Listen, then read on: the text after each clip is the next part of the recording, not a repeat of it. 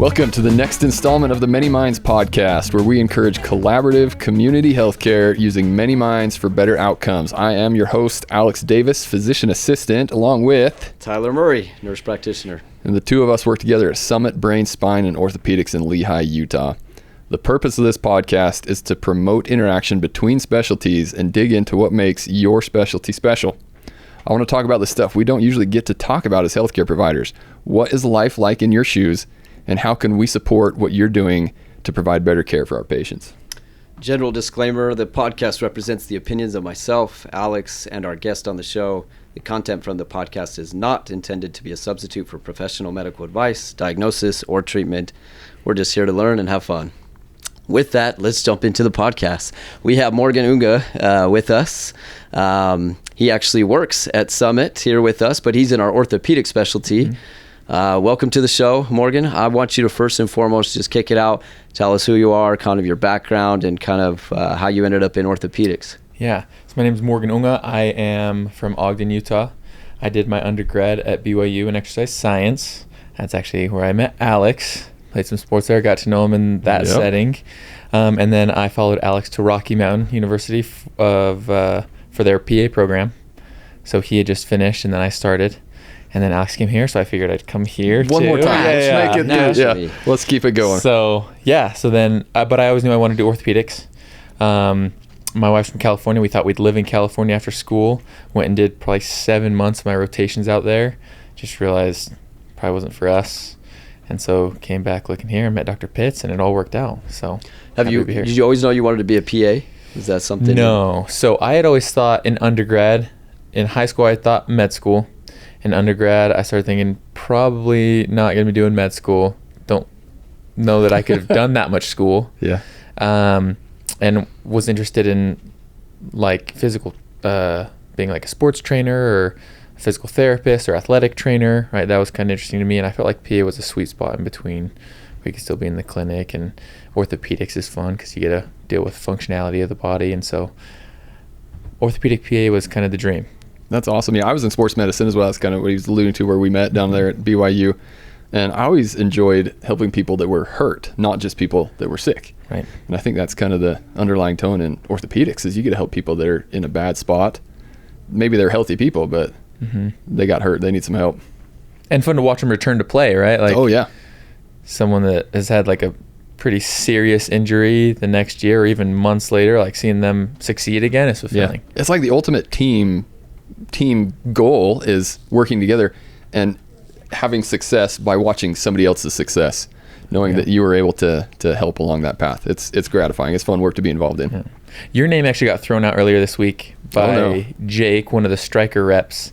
Oh, and he was talking to all of his buddies, and they had said you had bailed him out a number of times, just with like injuries that all had. But there was apparently an incident where everyone ate at the same restaurant and everyone got sick. Oh my gosh, yeah. And it was an international trip. We went to Curacao down in the Caribbean. So we are far from home. Yeah. You have limited resources of what you can just pack in your little bag with you. And it's not like you can just run down to the pharmacy down the street, because it's just not set up that way in that country. Right. And a lot of people were not accustomed to the cuisine down there, and it hit everybody all at once. The entire team, our whole travel party of 40-something people, all in one night, coming out of both ends. The things that I saw in the room, I was just making laps around the hotel in every room, passing out anything I could to try and stop the massacre that was happening in our hotel. They said you saved everybody. They were like, he was our superhero. That weekend, because they were all struggling. Yeah. Real quick, I saw one of our biggest players. He had to have been, I can't remember how big he was, 6'6", and he's probably 240. Big kid on the team. And I come into his room, and he is in the fetal position, butt naked on the floor in the bathroom. I was like, dude, what are you doing? What is happening? And he's like, I was on the toilet and I was struggling, and then I had to throw up and I didn't know what to do. So I just went to the bathtub, and now I'm just somewhere in between. I don't know which way it's going. Oh my goodness. So that's, Where was this trip? Curacao. Yeah, we went down to play. Where is that? Some of the baseball teams. It's right off the coast of Venezuela. It's way down just off of South America. Oh. down the bottom end of the Caribbean. Nothing that will humble you more. Oh yeah. Viral or bacterial infection. Oh yeah. Yeah. Yeah. Both Fun ends. stuff. That's a problem. Fun stuff. I love that. I love that. All right, well, let's jump into it. Okay. Morgan, I want you to kind of talk to us about what your day-to-day or week-to-week kind of looks like from a PA's lens in an orthopedic setting. What are you doing as far as your workload management goes? Yeah. So working with Dr. Pitts. Dr. Pitts is a joint replacement specialist, but he's also an orthopedic surgeon, right? And so he's doing all the fractures. He's essentially done like a fellowship in hand as well. So he gets a ton of hand cases. And so I'd say probably 60% of our cases are joint replacements, another 20 of just trauma, broken arms, and then the other 20, just a mix of different hand things, whether it's finger fractures, pinnings, ganglion cysts. Every once in a while we're doing some tendon repair in the hand. So yeah, a fun mix. A fun mix. Yeah. What's your clinic to surgery ratio right now? How much are you in the clinic? How much are you assisting in the OR? Yeah, I'd say it's probably 2 days of just clinic, 2 days of just OR, and then the 5th day is like a split. So we're doing some cases before clinic. Let's let the listeners know, though, because you have a different setup than Alex and I. How many patients in the clinic are you seeing in a single day? For some comparison, you and I are 16, 17 patients a day that we see on a full clinic day. We're sweating. We're ready to go home. Yeah. We'll see. I think the busiest day Dr. Pitts and I had was like 59. And then, but we're pretty typically at like,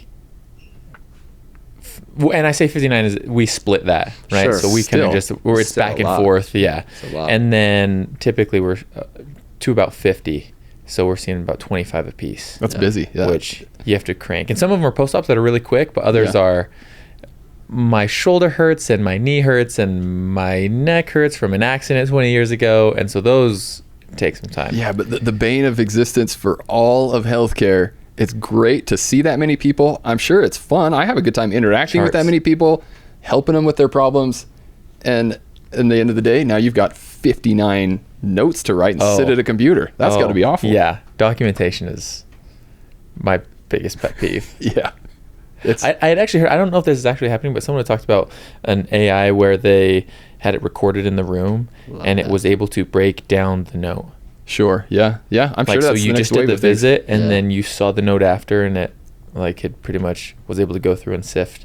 And that would be good great H&P. if it could keep within line the personal touch. You know what I mean? Like when you put an assessment and plan. Right, for sure. You really, but if it's taking your words and being able to organize that, boy, that would be profound. Which Dr. Pitts was just showing me today. So he's working on his summit conference presentations. Yeah. And he was showing how he was using AI to create things. Format. Yeah. And so it's not a bad idea. This isn't going to come out before summit conference, is it? No way. So he was like, well, we're talking about longevity. And so he literally was like, show me the fountain of youth using only orthopedic joint replacement parts. Oh my gosh. And it creates these pictures, and it was nuts. It's literally like this fountain of knees and femurs and tibias and arms and shoulders and all the replacement parts like spraying out of the top. Oh my gosh. Like, that's nuts. So AI, I'm sure we're not too far off from hopefully we're not going to be replaced Can't wait anytime soon, but yeah, we might be replaced by the time this podcast comes out. That's awesome. What do you like as with that kind of a schedule mix? Do you like those clinic days? Do you like the OR days? What's your preference? Yeah, I like clinic just because I feel like it's boom, boom, boom, right? I feel like you're in control. You can kind of crank things out, see a lot of people, help a lot of people. Fun to do injections, all of that. See how patients are improving for the post-op patients. That's really fulfilling. That's the part where it's like, I couldn't walk 3 months ago. Now I'm here and I was able to just walk a 5K or jog a 5K with family members. It's like, that's cool to see. Clinic, I mean, the OR is fun just because it's blood and guts. Hands on. You get to get your and you got to experience hands dirty. Like, I did. Joint replacement surgery is different than neurosurgery, and we've kind of compared because I've actually gotten to go with Dr. Edwards. It's true. Yeah, we've swapped places and see the fine touch that's there, but also you see in like a knee replacement, we tell patients that's literally like construction. So you're hammering in implants, and people think like, oh, it's like you're tapping in there. No, you're like, you're cocking back and letting it go, trying to hammer something into the bone. I'll never forget that video that Dr. Pitts showed us in his rounds discussion. I think it was Dr. Pitts showed us of removing the IM nail. Oh my God, going at it. Like breaking two people holding it and the other person workout. Like full golf swing whacking it. Getting after it. Orthopedics love their mallets. Yeah. Yeah. That's awesome. In contrast, we were talking about this before, with your guys' surgeries, it's such a small hole in the back. Yes. And it's so, I mean, there's not a higher risk surgery than brain and spinal cord. Yeah. Right? Like higher risk for anything going wrong.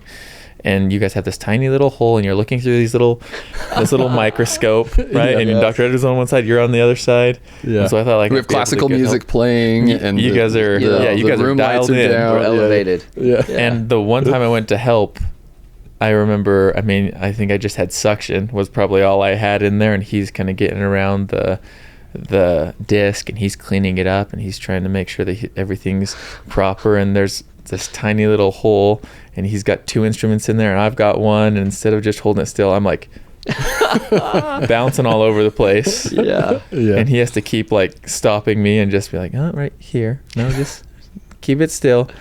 And so I gained a lot of respect for the fine motor skill that you guys have. I'm just whacking things with a hammer. So. Yeah. Hearing you talk about the orthopedic cases, though, did remind me of, I was an orderly back in the day for one of the hospitals around here, and they did a lot of joint replacements, and we'd go in and turn over the rooms for them.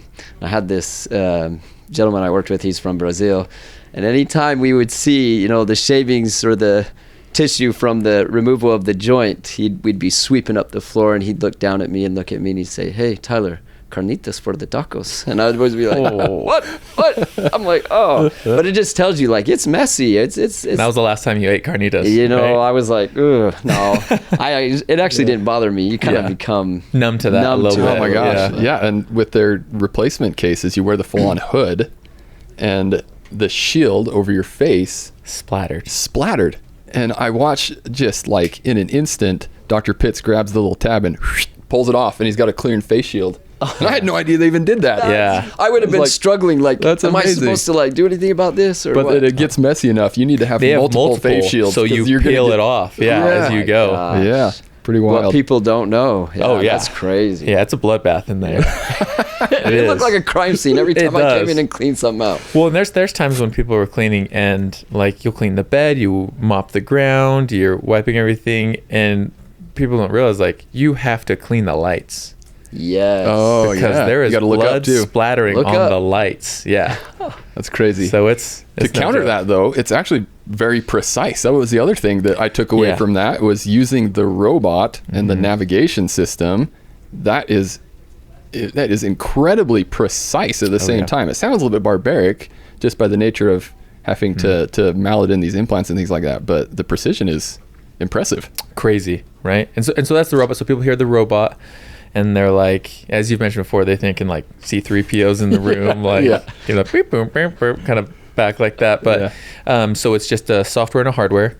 The hardware is just the box that you saw, right? And just a single arm. With it looks like these microphones. It's just coming off. And just hangs control the off. tip of it. Yeah, it's got a sterile cover on it, and then Dr. Pitts can just control the single arm to make those cuts. And the precision comes as the saw won't turn on unless it's in the exact right plane to make the cuts. So if we ever get like twisted or turned a little too much, it won't turn on.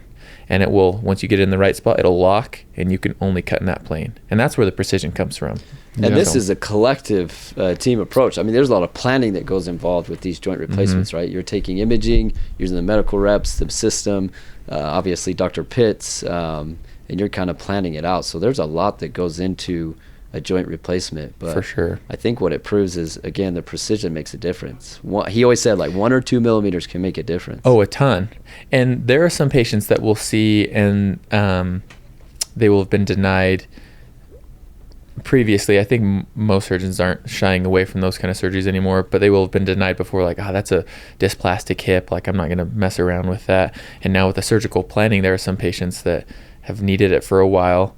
We can go in and say, we know exactly where this needs to be, right? And even for the really tricky cases, like, we can just confirm with the rep, and the Mako rep being the robot itself, right? That rep feels really confident where it's going. And what would take, 30 to 40 minutes of confirming placement, like in one of the cases we had a couple weeks ago, that one of the patients that had been denied before, we did their cup implant in, not kidding, like 3 minutes. Wow.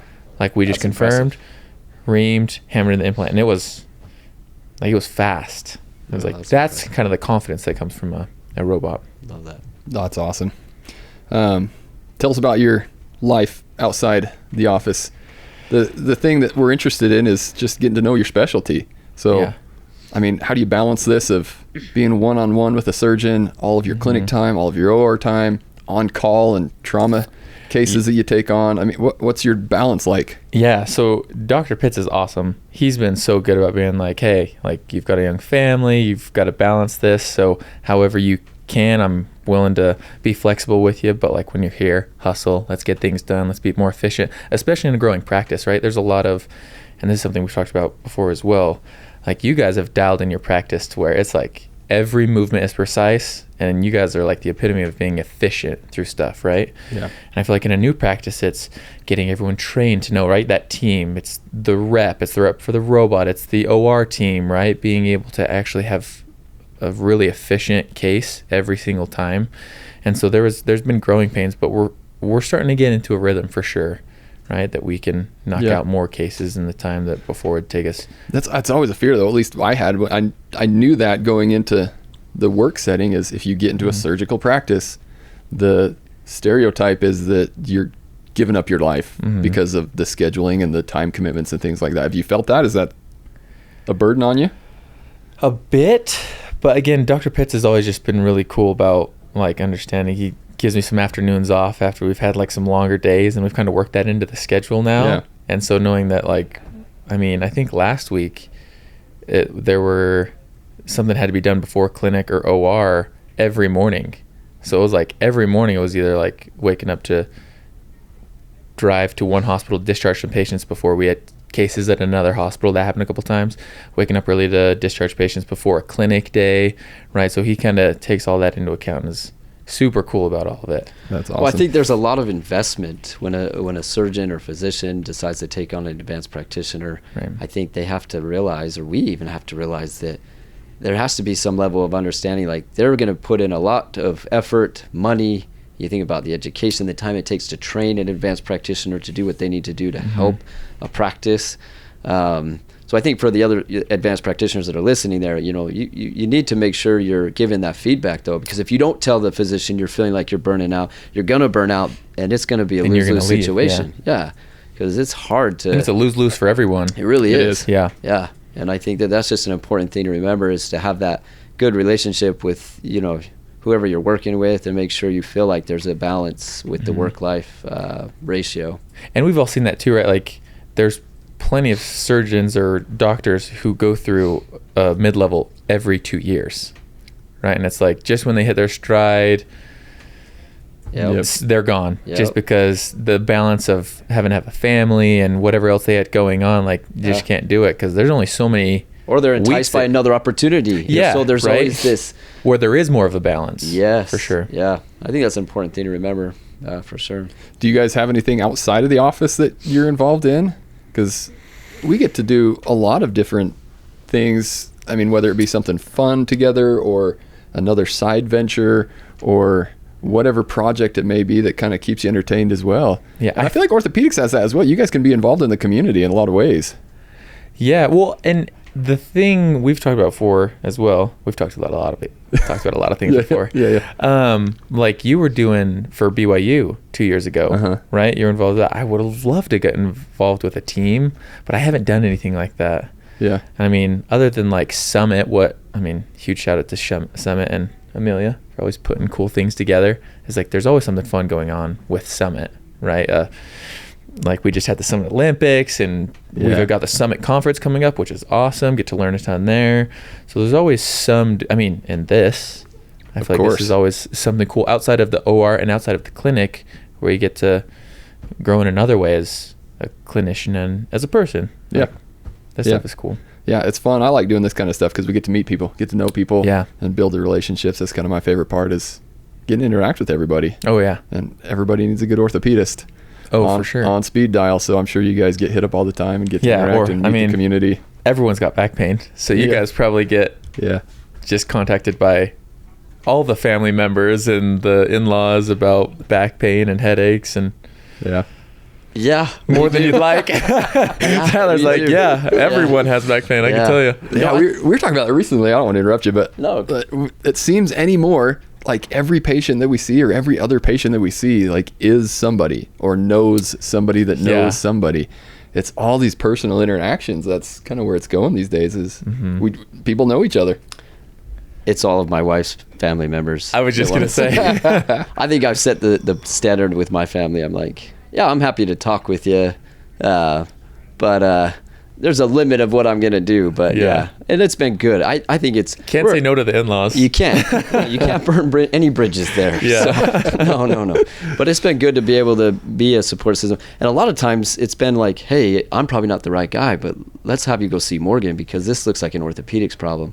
And that's what's been so nice about Summit is just the how we're all interconnected and having relationships that we do. And I think you guys kind of do your own thing, even though we're all Summit. I know you guys are building your own practice and doing a great job at it. And we're trying to keep up with Dr. Edwards. And it's been a great thing, though. So it's been super satisfying. And I love the role of the advanced practitioner in that we get to make a difference. I mean, you make a difference in clinic, you make a difference assisting in the OR. So it's really rewarding at the end of the day. For sure. Yeah, definitely. That was kind of the feedback I was getting. That one day I filled in, heaven forbid this guy take a day off because his wife's having a baby. Yeah. But I got to fill in for Morgan one day, and that was kind of the feedback is it makes a difference. It's nice to be needed and to provide a service. So absolutely. One thing I always like to ask in orthopedics, I feel like you got to have something good here is what's trendy? What are the new things that people are coming in asking about? What's the new direction in orthopedic medicine? The trendy things, at least that we're dealing with right now, is one is press fit versus cementing implants, right? So when you think about how something's going to connect to the body and replace, right? When you think about a knee replacement, you're putting in metal implants to replace the top of the bottom bone and the bottom of the top bone, right? So that joint, so instead of it being bone on bone, you're bone on metal on plastic on metal on bone. So that grinding doesn't cause you pain anymore. One of the ways that we're seeing it evolve a little bit is the ability to press fit more than you anticipated, meaning that you can take the cement out of the equation, right? And that the implants can fit so well into the bone that nothing's required in between the two. Now, if it's poor bone quality, you've got to cement it, right? You've got to make sure that that cement holds onto the bone and it holds onto the porous edges of the implant. But if it's good bone quality and that implant and that cut's been made as precise as it needs to be, the implant can fit perfectly. Right? And we're seeing that those press fit implants, they're lasting a long time. That's awesome. Right? We're seeing that, studies are still going, but implants are looking like they're going 20, 25, 30 years. Are there differences in outcomes as far as patient satisfaction scores and things like that? So that's where all the studies are going right now. And just from a few that Dr. Pitts was showing me this morning, not really like pretty comparable. Yeah. Like non-inferior really well. Yeah. Yeah. And it's material. So you could ask 10 different surgeons and you'd get 10 different responses just because like people have their opinions on things from the studies that they've seen, right? And how they were trained. But from what we're seeing, like patients are doing great with both. I think we've always said less is more, right? Like you don't need for sure. Like the more bone you can leave in there, the better. Yes. Right? Yeah. And so the less invasive we can be. And I love that. Yeah. I love that. Well, good. That's exciting. I think one of the things I'm always interested in hearing is any funny, unique, inspiring story in your world of orthopedics that you could share with us, or even just in the medical field. Story time. We actually did a surgery on an orthopedic surgeon 4 weeks ago, and he stayed awake for the case. Oh my goodness. And so he had asked Dr. Pitts. It was a total knee replacement. Okay. And he had asked Dr. Pitts, he's done plenty of them himself. Goodness. He had transitioned out of actually practicing and into like a not like a liaison, but kind of like a consultant for some of these implant companies. And so he had asked around, which this is kind of cool. Like he had asked around where he should go, and from the people that he knew, Dr. Pitts was the one that was suggested. like pretty unanimously. And so he came to Dr. Pitts, asked him about what he would do, loved what he heard. We did the surgery. Like right before the surgery, he's like, also, I'd like to stay awake. Oh, man. Oh, my gosh. And I'm like, no thanks. yeah, I'm like, I don't think that's going to happen. Like, we get into a groove, right? We're talking, there's music going, like, not anything disrespectful to the patient, but like, it would just be another stress if the patient's awake. 100%. But Dr. Pitts was unaffected. He's like, yeah, for sure. That'd be cool. I'm happy to have him awake for it. So we get to spinal. He's awake for the case. Obviously can't feel anything. But as we're doing the case, quietest case ever, by the way. I don't say a single word. We have no, like, I'm like kind of just like the atmosphere nodding my head at people to like grab things. I don't want to talk out loud just because he's talking to Dr. Pitts as the case is going. Dr. Pitts gets to where the implants are getting fitted and he's made the cuts, and he turns the screen around so the patient can see. He's like, what do you like what you see there? He's like, this is the varus valgus deformity. This is what we've corrected. This is the flexion extension. Amazing. He's like, yeah, I love it. He's like, all right. Hammer it in. Turns back around. We hammer it in. Close them up. I can't even imagine. Oh, I was not making a single noise during that. That's awesome. To me, that is a testament to the confidence and the skill level and the quality of a surgeon. That wouldn't faze him to say that is completely fine. Doesn't change what I do. Yeah, for sure. I had an interesting experience with Dr. Edwards, our neurosurgeon, has done surgery on my dad. Incredible. He's great. He did surgery on my dad, and it just happened to line up that I was going to be there on surgery day for my dad's surgery. Yeah. So I asked him, and I said, hey, the scheduling's lining up that I'm going to be there during my dad's surgery. Is that a problem with you? Are you okay with that? And he acted like that was a funny question. Like, why would you ask? He's like, of course that's fine. He's like, I would be happy to have you there. And he says, every patient is somebody's dad. Every patient is somebody's loved one. It doesn't change how we interact with people or what we do. Yeah. We should treat everybody that way, which, again, I think it's a testament to a great surgeon. Oh, for sure. And that makes you, like, if you hear this, you think, oh, he keeps that in mind. Like, I would have no question sending my mom or my dad to a surgeon that thinks like that. Exactly. Right? Because not all surgeons are the same. It's true. Right? Not all doctors or mid-levels are the same. Right? So someone that thinks like that, it's awesome to see. It is. It's awesome. Well, we better wrap it up. Morgan, thanks for coming. This has been awesome. Yeah.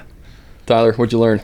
Man, I learned a lot today. I think, obviously I know you, Morgan, but just to get to know you on a deeper level, even just to hear some of your stories, what you know about orthopedics, I think is great. There's a lot that's coming out as far as innovative ways of doing things. Obviously, I know the robot's been out for a while, but it sounds like Dr. Pitts is fully bought in, and I think it is making a difference because it seems like the patient population in this community is super happy. I do appreciate the knowledge as far as the work-life balance. I think that's always something we want to know about as advanced practitioners in the different specialties. I think orthopedics can be time demanding, but it sounds like you're finding the right balance. So I think that instills some hope for those future orthopedic inspirees or people that are inspired to go into orthopedics, that they can find a niche that kind of works for them and find that good collaborative situation. So I appreciate you coming today, Morgan. Appreciate the time. Yeah, happy to be here. Love it. Yeah. So how would people find you, Morgan? If somebody wanted to interact with you, ask you a question, get to know you, how would somebody find you? I mean, come to clinic. I've got no presence online. We talked about this earlier. Yeah. None of us have a social media yet, which we maybe should not admit. Shouldn't divulge that information. We probably need to make one. Yeah. Come see him in the office, guys. He's fantastic. He's great. As far as our company as a whole, Summit, you can find us on Instagram, not me personally, but our group. Come interact with us. Summit Brain, Spine, and Orthopedics. Our YouTube channel, Summit Medical Institute. And as always, come hang out with us in person Tuesday mornings, 7 a.m., Holy Cross Mountain Point Hospital for our interdisciplinary case discussions. Special shout out to our production team, Dallin and Amelia. Can't see them or hear them, but we all know they're the true heroes here. We appreciate everything that they do. And as always, we'd love to hear from the listeners. Give us some feedback. Let us know what you like to hear. Who should we get out on the show? What should we talk about? I think we've got some interesting people coming up, though. We've got some great ones coming up. We've had some great interactions. I think you'll find this entertaining. Yeah. So stick with us. This has been another episode of the Many Minds podcast, where we encourage collaborative community healthcare using many minds for better outcomes. I'm Alex Davis. I'm Tyler Murray. He's Tyler Murray. Thanks for listening with us. We'll see you next time. Until next time.